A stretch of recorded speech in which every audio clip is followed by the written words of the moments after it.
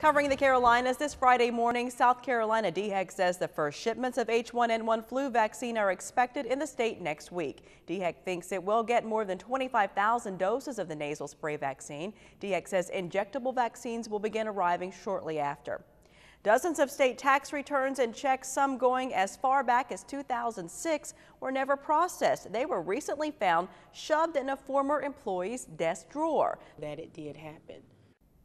Now, for confidentiality reasons, the department cannot identify which individuals and companies had their forms stuffed in a drawer. However, they will not face penalties, and if anyone deserves a refund, they will get it with interest.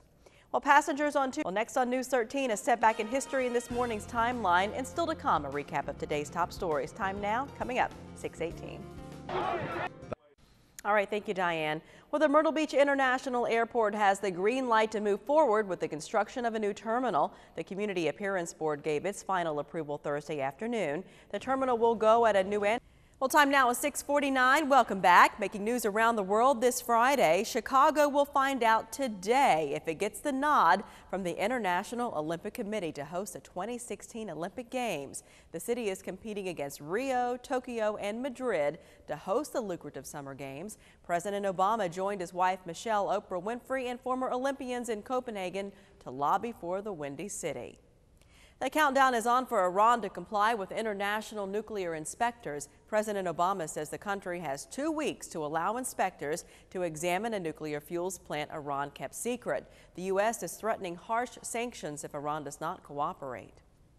And turning now to news across the nation this morning, after months of fighting on both sides of the aisle, Democrats steered health care legislation to the brink of a major advance in the Senate. Supporters say the bill will protect millions of under and uninsured Americans and slow the growth of health care costs. A final committee vote is expected early next week.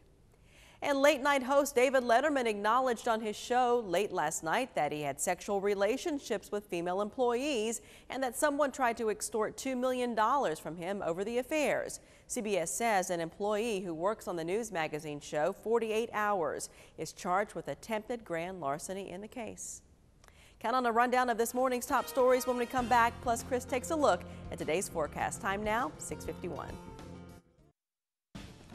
Well, Chris is here for a final check of the morning weather, which I think you've done a fabulous job all week. Fall's here, and it is just wonderful to have those temperatures. I am so glad you approve. Yeah, I really do approve. Thank you. And everyone else. Well, the South Carolina Ethics Commission asked the state Supreme Court to dismiss Governor Mark Sanford's arguments to prevent the House from getting an investigative report. Last week, Sanford asked the court to force the commission to keep its investigation secret until the end. The idea being it could slow down any movement toward the impeachment process. Former Union County Sheriff Howard Wells turned himself into U.S. Marshals this morning on charges he lied to law enforcement. Now, you may remember Wells from the Susan Smith case in the 90s. The Union County mother said her 2 sons were taken in a carjacking, but 9 days later, Smith confessed to Wells she let her car roll into a lake. Now, that was Chris Cato reporting. If convicted on all counts, these men face some pretty stiff sentences. Wells faces a maximum possible sentence of 45 years in federal prison and a $750,000 fine. Bedenbaugh faces a possible sentence of 618 years in federal prison and a $13 million fine. Rand cry. Serious stuff, and we should all take it seriously. Lindsay is here. She's going to tell us that the rain, I guess, is going to stay with us a couple more days, right? Well, for a couple different systems, but yes, tonight we'll see some drizzly showers out. That looks like it could be rather wet at times. And I love those temperatures. They're very comfortable, but we really are that far below in rain. I didn't realize that. Exactly. So when we can catch up to those numbers, we're happy to do so. That's excellent. We need the rain bin. Okay, Lindsay, thank you so much. Well, every day in communities all across the Eastern Carolinas, thousands of people quietly go about giving something back to the towns they call home.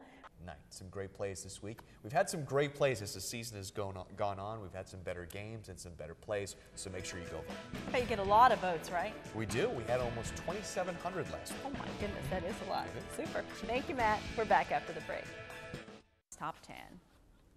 More right now on tonight's top story. New information on the case of Horry County Council Chairwoman Liz Gillen's traffic stop 7 weeks ago. The Horry County police officer pulled Miss Gillen for driving 52 in a 35 and let her go with a warning. The officer knew of Miss Gillen's public statue, which prompted questions of favoritism. The Horry County PD said there was none. Landon Sears, though, found out how the same officer, Lance Corporal Jack Johnson, handled other traffic stops in the same 24-hour period. I got Liz Gillian pulled over for doing. And welcome back. You're watching Fox News at 10. 13 counts of premeditated murder. Those are the charges announced today against Army Major Nadal Hassan for his alleged role in last week's shooting at Fort Hood. Christine Frazzo brings us a story. 1 week. Well, the U.S. House passed sweeping health care legislation this past weekend, but will the legislation survive in the U.S. Senate? There are more questions, though, about whether we can afford the Reed-Pelosi health care plan and how the government will pay for it. Lisa Sylvester reports.